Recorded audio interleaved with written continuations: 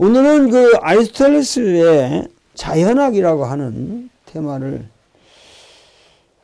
사실 이게 아리스토텔레스의 저작 가운데 피직스하고 On the Heavens라고 천체론이라는 게 있는 거예요. 피직스, 피지카.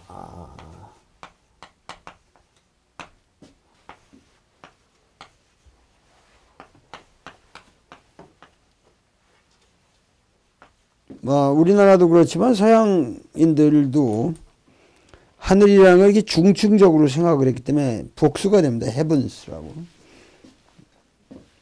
근데 이 자연학과 천체론은 굉장히 그 밀접한 관계가 있는 거죠. 이 사람에게 있어서. 근데 이 두 저술의 영향이 너무 커가지고 그 갈릴레오에게 이르기까지 결국은 모든 과학을 압도한 것이죠. 그러니까 아리스토텔레스의 이론들은 지금 보면은 이상한 이론들이거든요. 엉터리 이론들인데 그럴듯했기 때문에 아무도 반박을 못한 거죠. 그 아리스토텔레스의 이론이라는 게. 그래서 그 모든 이 서양의 과학의 발전이라고 하는 것은 결국 아리스토텔레스와의 투쟁의 역사라고 말할 수도 있겠습니다. 근데 우리는 지금 이런 물리, 이 자연학이라고 하는 것이 피직스가 이 아리스토텔레스에게 있은 천체의 운동이든 이 물체의 운동이라고 하는 거, 운동이라고 하는 것을 뭐 자동차가 굴러간다 그러면 그걸 쳐다볼 때 가솔린을 넣고 그것이 폭발해서 그 힘으로 뭐 이렇게 돌아가는 피스톤 작용에 의해서 굴러가고 있다고 누구나 어린애들부터 그렇게 믿으니까 그런 운동이라는 걸 이해하는 방식이 역학적이라는 얘기죠. 이미 우리는 뉴턴 물리학 이후의 시대 사람들이기 때문에 날르는 비행기를 봐도 그렇고 가는 자동차를 봐도 그렇고 역학적으로 바라보게 돼 있다는 거죠. 어린애도 이상하게 바라보지 않게끔 금방 그렇게 교육을 받는다는 거죠. 그냥 상식적으로도. 그런데 아리스토텔레스는 그런 걸 쳐다볼 적에 무슨 용이 그 안에서 움직여서 나른다든가 자동차가 지나가는 걸 보더라도 그 안에 뭐 어떤 동물이 뛰어간다든가 이런 식으로 하여튼 운동을 바라보는 그 기본적인 것이 그 의지라고 보는 거죠. 그러니까 동물의 그 움직임과 자연의 움직임을 다르게 보지 않았다는 게 결국 동물이 움직이는 거하고 그 자연이 움직이는 천체의 물 움직임이나 이런 거를 뭔가 같은 차원에서 이해를 했다는 거, 이것이 이제 특징입니다. 운동의 궁극적 기원이 의지라고 하는 거. 결국은 모든 그 피지스라고 하는 거예요. 이 자연이라는 것은 성장과 관련이 있다. growth. 이 피지스는 growth. 그러니까는 모든 운동은 이 성장은 어떠한 무엇을 구현하기 위해서 자라간다는 거지. 그러니까 도토리는 상수리 나무가 되기 위해서 자라나는 거예요. 그러니까 모든 피지스라고 하는 것은 반드시 그 목적론적인 의미를 가지게 되는 거예요. 그러니까 어떠한 목적을 구현하기 위해서 성장한다는 거죠. 동물, 식물, 물체 이런 것들이 운동의 원리를 내부에 지니고 있다. 하여튼 이런 얘기들이 별로 중요한 얘기가 아니죠. 이런 게. 제일 마지막에 보면은 지상에서 존재하는 물체들의 자연스러운 운동은 직선 운동이기 때문에 수평으로 발사된 물체는 한동안 수평으로 움직이다가 갑자기 수직으로 떨어진다고 생각을 한 거죠. 이렇게 가다 툭 떨어지는 거죠. 그런데 발사체가 포물선을 그리며 운동한다고 하는 거, 이렇게. 이 포물선을 그리며 운동한다는 갈릴레오의 발견은 아리스토텔레스 학파에 속한 그의 동료들에게 충격이었다는 거죠. 이렇게 가다가 안 떨어지고 이게 이렇게 간다는 거예요. 코페르니쿠스와 케플러 그리고 갈릴레오는 지구가 우주의 중심이 아니라 하루에 한 번 자전하고 한 해에 한 번 태양 주위를 공전한다는 견해를 확립하기 위해 아리스토텔레스뿐만 아니라 성서와도 맞서 싸워야만 했다. 그 아리스토텔레스 학파는 그런 천체의 모든 것이 그 영원하다고, 그 완벽한 운동을, 원운동을 한다, 이렇게만 믿은 거죠. 아리스토텔레스의 자연학이라고 하는 것은 결국 엉터리 이론이죠. 우리가 뭐 애써서 공부할 이유가 없는 건데, 결국은 그 히람 문명에서 우리가 그 건질 것은 역시 그 유크리트 기하학 그 하나라는 거죠. 유크리트 기하학의 기하원본이라고 하는 것은 놀라운 작품이고, 그것은 히라빈이 얼마나 위대했는가를 보여주는 작품이라고 볼 수가 있겠습니다. 하여튼 문제는 많지만 우리가 말하는 그런 이 천체에 관한 다양한 상상력이 있었다는 거지, 히랍 세계에. 그런 면에서는 이 기하학적인 히라빈들의 사유, 이런 거는 놀라운 것이라고 우리가 봐야 된다. 히랍의 조각 같은 걸 보더라도, 그 조각 같은 걸 보더라도 어떤 그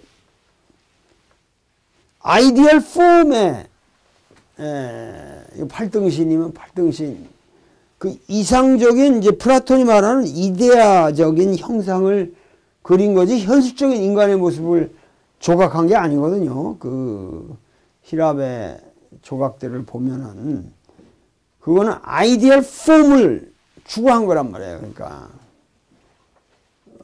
아리스토텔레스가 그 시학에서도 예술이라는 거는 모든 건 미메시스 하나의 그러니까 이미테이션이라는 거지. 이미타치오라는 모든 거를 이미테이션을 하는 거. 그러니까 그 이미테이션인데, 그 이미테이션이라는 게 단순한 모방이 아니라 거기서 이상적인 폼을 추출해내는 거지.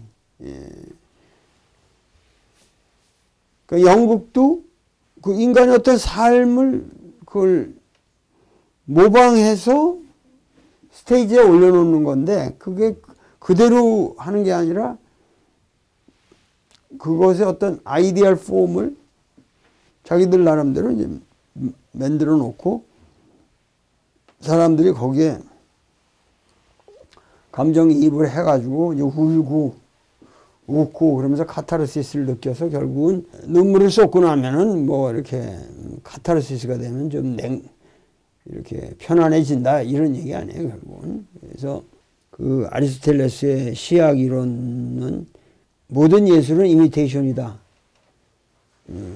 그리고 그 이미테이션은 결국은 카타르시스를 위한 것이다. 이게 아리스토텔레스 예술론의 뭐 전부라고 말할 수 있어요. 근데 그 히랍 조각 같은 걸 보더라도 그 재미난 건 뭐냐면 아이디얼 폼을 추구, 현실적인 인간은 아니지만 그 아이디얼 폼이 아주 정교한 인간의 신체를 리얼리티와 근접하게 아이디얼 폼을 추구했다는 거지.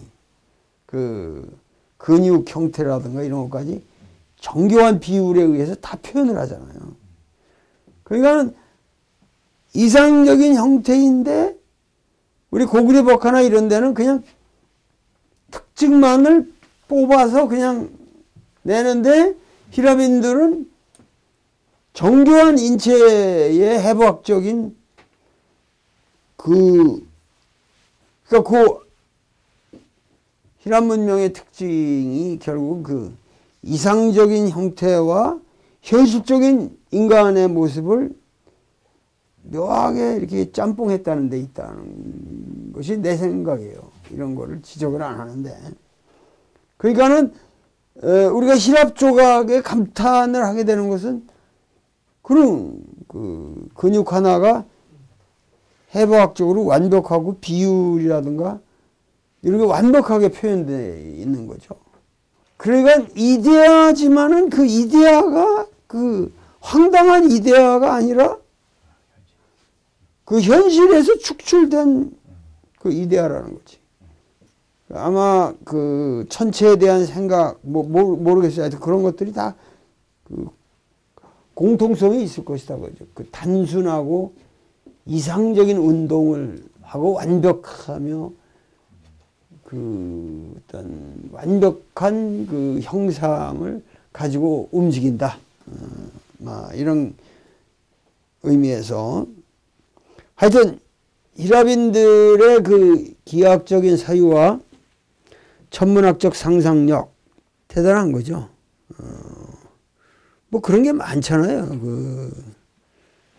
뭐 피타고라스의 공리 같은 그 피타고라스의 뭐예요? 피타고라스의 정리. 여기 제곱하고 여기 제곱이 같다는 거지. 이거 두 개 합치게. 이런 거 같은 거 누가 그 피라미드의 높이를 재라고 그러니까 자기가 이제 자기 키를 잰 거죠. 간단한 거지. 자기 키를 재고 자기 그림자가 자기 키와 동일한 시점 그때에 이제 요걸 같이 잰 거지. 그러면 이 높이가 나올 거 아니야. 뭐 이런 단순하지만 이게 이제 기하학적 사유들 뭐 수없이 이런 지혜들이 이제 쌓여서 이게 만들어지는 거죠. 이런 것들이. 그러니까 하여튼 히랍인들의 위대함은 역시 이런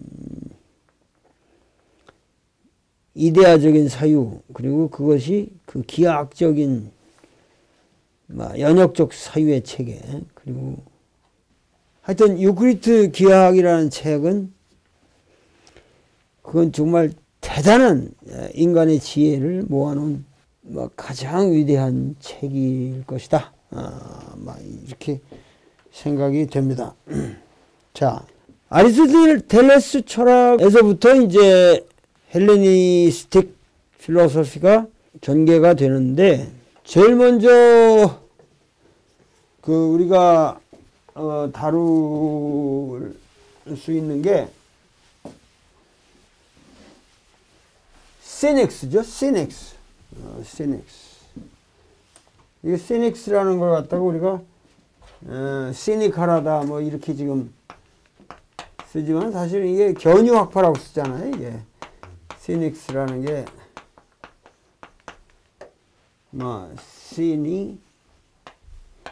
시니시즘이죠. 견유학파의. 네. 근데 이 견유학파라는 것도 이 시닉스를 보면은 사실 이건 노자하고 아주 비슷해요. 이들의 아이디어들이. 결국 인간이 완벽한 인디펜던스는 불가능하지만은 결국 어떻게 해서든지 문명에 종속되지 않고 독립적으로 산다고 하는 생각이 이 시닉스들한테는 있단 말이에요. 그리고 결국 그 가장 중요한 거는 셀프 컨트롤이죠. 자기를 어떻게 조절을 하느냐. 모든 철학이 결국 셀프 컨트롤에 관한 거거든. 이게 셀프 컨트롤에 관한 거란 말이에요. 우리가 술 한 잔이라도 좀 적게 먹는 게 어렵잖아요, 그게. 먹다 보면은 술 한 잔도, 한 잔에 더 먹으려고 그러지. 그러니까, 그 자기를 완벽하게 그 컨트롤 한다는 게, 그게 아주 우리가 일상적인 문제지만, 그 자기를 컨트롤할 수 있다면은, 셀프 컨트롤이 가능하다면, 이게 정말 뭐랄까, 냉정인데, 이게 자체가 사실은 이게 완벽한 자기 셀프 컨트롤이 되면은, 감정이 이렇게 흔들리질 않는다, 이런 얘기지. 감정이 흔들리지 않는다는 것이 결국은 이거 알고 보면 이게 다, 막 어떤 해탈이라고 그럴까. 어떤 적정한 이 상태로, 고요한 열반 적정의 상태로 가는 거거든요. 이게 동서가 결국 같단 말이에요, 이게. 그러지, 여기서, 시리시즘이라는 게, 이 virtue라고 하는 거, 그러니까 이 덕이라고 하는 것을, 결국은 아리스토텔레스가 말하는 그런 어떤 지적인 삶을 말하는 거죠. intelligent living이고, 덕을 실현하는 삶을 사는 사람은 항상 자족하게 되고, 그렇게 되면은 독립하게 되고, 이 세계의 속박으로부터 해방된다는 거지. 해방된다. 덕이라고 하는 것은 인생의 전변과 관계없이 행복을 보장하기 때문이다. 이 세계를 우리가 컨트롤을 못한다 할지라도 나의 그 존재의 내면을 컨트롤하게 되면은 행복해질 수 있다는 거지. 자족해질 수 있다. 이게 시닉스들의 신념이죠. 욕망, 나의 내부에 있는 욕망을 어떻게 컨트롤하느냐.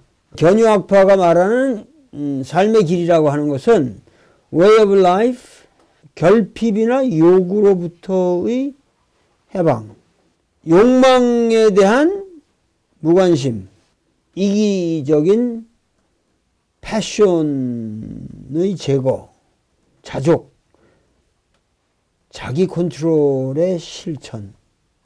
견유학파 방인데 안티스테네가 말하기를 욕망에 지배당하는 것보다는 미침, 그러니까 매드네스지, 광기에 당하는 것이 더 낫다. 그 욕망보다 매드네스가 더 낫다라는 얘기. 쾌락을 느끼기보다는 나는 미치겠다. 그러니까 이 시닉스들은 아주 극단적으로 문명을 거부하고, 왜 디오게네스도 평생을 통 안에서 살았다고 그러잖아요. 그래서 알렉산더 대왕이 오니까는 나의 햇빛을 가리지 마시오 하고 했다는 유명한 말이 있듯이 문명을 거부한 거죠, 이 사람들은. 그리고 극단적인 개인주의를 가지고 있었고, 그래서 가정조차도 부정한 사람들이 많았고, 하여튼 이 문명에 대한 아주 경멸이 있었다는 거죠. 그러면서도 이 사람들은 상당히 코스모폴리탄한 보편주의적인 철학을, 인간관을 가지고 있었는데, 모든 인간은 평등하다. 모든 인간은 brothers. 이 사람들은 전쟁에 반대하고 노예제도 반대했습니다. 그리고 허약한 사람들의 고통을 동정하고 그런 약자들을 보호하자는 그런 철학이 있었다고 그래요. 상당히 이게 개화된 사람들이죠, 어떤 의미에서는. 노자도 사실 그런 비슷한 게 있거든요. 412년부터 디오게네스는 412년부터 323년까지 산 사람인데 unnatural하고 부자연스럽고 artificial 인공적인 삶을 아주 철저히 배격하고 이 사람은 아테네하고 아텐스하고 고린도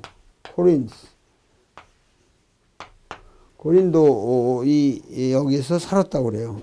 극단적인 이 단순한 삶, simplicity 그리고 self control 이런 것들이 하여튼 이 시닉스의 철학이다는 거죠. 하여튼 이런 얘기들이 쭉 근데 나중에 이제 이 시닉스의 철학이 나중에는 숙명론적으로 또 흘러갑니다, 이게. 그래서 원래 시닉스들은 그 욕망의 근절, 그리고 이 필요로부터의 해방, 그리고 그 신체적으로 그 고난을 견디는 가난이라든가 이런 걸 그런 거를 강조를 했었는데 후기 견유학파들은 인생이라는 거, 각자 인생이라는 것은 하나님께서 그 각자 인생을 그렇게 살도록 펼쳐지도록 준 드라마다. 그러니까는 운명적으로 주어진, 신에 의해서 이미 주어진 거기 때문에 그거를 아주 운명으로 그냥 받아들이면 끝이다. 이런 식으로 시닉스가 흘러가는 거예요. 그래서 그것이 상당히 그 많은 그 뭐랄까 코스모폴리탄 시대의 다양한 사람들에게 그 수용이 됐다는 거죠, 오히려.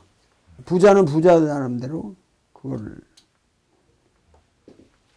받아들이게 되니까. 그래서 조금 더 그 다양한 그 삶의 양태를 수용하는 방향으로 견유학파가 흘러갔다. 그리고 이제 이 견유학파의 시니시즘을 계승해서 발전시킨 것이 바로 그 유명한 스토이시즘입니다. 스토학파라는 스토이시즘. 이거는 견유학파의 이론과 스토학파의 이론이 결국은 같은 연계선상이 있다는 거죠. 왜냐면 스토학파도 우리가 잘 알지만 그 마커스 오렐리우스에 이르기까지 그 꾸준한 이 스토학파가 뭐예요? 결국은 금욕주의적인, 이게 시닉스의 금욕주의를 계승한 거죠. 그래가지고 나중에 스토학파가 또 뭐랑 결합해요? 이제 그때 마커스 오렐리우스 오면 이제 그 뒤로 기독교의 현세부정론하고 결합을 하게 된단 말이에요. 그렇게 되면은 이제 이 세상에, 그러니까 이게 노자적인 요소가 이제 그 지저분하게 이원론화되고 종교화되는 거죠. 오리지널하게는 어떤 이 문명에 대한 거부고 인간의 어떤 순수한 자기 컨트롤이고 있는데, 이제 나중에 스토이c 학파로 가면서 나중에 이제 기독교하고 연결되게 되면은 정욕의 세계, 물질의 세계, 아주 이 세계에 천박한 이게 되고 하나님의 세계. 그러니까 그 사실은 마커스 오렐리우스 명상록 같은 거 읽어보면 그 나름대로 참 멋있거든. 그러나 그거는 이미 벌써 그 우리 동양하고 갈라진 게 뭐냐면 이원론적 사유를 가지고 지상에서의 모든 영화, 부귀, 영화, 쾌락 이런 것들이 그냥 가련하게 보이고 뭐 이런 황제니까 그렇게 볼 수 있겠지만은 그 우리가 보면 근사한데 사실 그거 조금 성격이 다르다 이거지. 우리는 어디까지나 이제 선진 철학은 그런 이런 이론을 그 원흉한 이론론을 가지고 들어갔는데 이제 이게 자꾸만 이원적으로 분리되는 면서 달라지는 거죠. 그러니까 서양 철학과 동양 철학의 가장 근원적인 그 브레이크 포인트가 항상 인간에 대한 이해가 욕정의 세계와 이성의 세계가 항상 이렇게 분리되가. 그러니까 하여튼 그 다음에 스토아 철학을 조금 더 깊게 한번 살펴보고, 예, 여타 에피큐리아니즘이라든가 이런 것들을 해서 결국 그希腊 철학 이후에 알렉산더 이후에 헬레니스틱 에이지에 있어서 철학이 어떻게 전개됐는가 하는 것을 살펴보기로 하겠습니다만은, 결국 헬레니스틱 에이지의 철학이라고 하는 것이 이게 뭐냐면은 인생론이라는 거지. 그 우주론이라든가 이런 기하주의하고 관계가 없이 결국 인생론이라는 거지. 인생이 감정에 휩싸이지 않고. 그러니까 사실 헬레니스틱한 이 시대의 철학은 기본적으로 인도 철학의 영향이라고 난 봐요.希臘 철학이라고 그러지만 사실은 그거는 인도 문명의 태제가 일로 흘러들어온 거, 동양. 그 알렉산더가 인도까지 갔었으니까. 그러면서 왔다 갔다 하면서 결국 그 인도의 성자들이나 현자들 이런 사람들을 보면서 이게 이제希臘에 있던 이제 디오게네스적인 이런 것들과 결합이 되는 거니까 인류가 결국 산다는 게 결국은 나도 그렇지만은 어떻게 그 감정의 기복에서 벗어나서 살 수 있느냐.